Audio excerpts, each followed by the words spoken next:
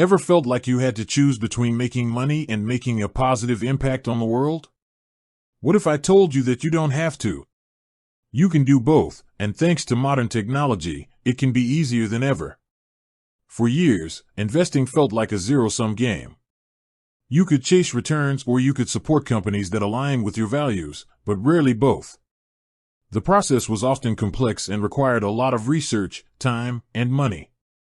But that's where tax-optimized and socially responsible robo-portfolios come in. They're a new way to invest that combines the power of automation with the principles of ethical and tax-smart financial planning. Think of it like this: a robo-advisor is a digital financial advisor that uses computer algorithms to build and manage your investment portfolio automatically. This removes the emotional guesswork and a lot of the manual work. Now, when you add socially responsible investing, SRI, also known as ESG, you're telling that algorithm to not just look for the best returns but also to screen companies based on their environmental, social, and governance practices. So, your money isn't just growing, it's actively supporting a better world. Seedling. But the real magic happens when you throw tax optimization into the mix. This is a game changer.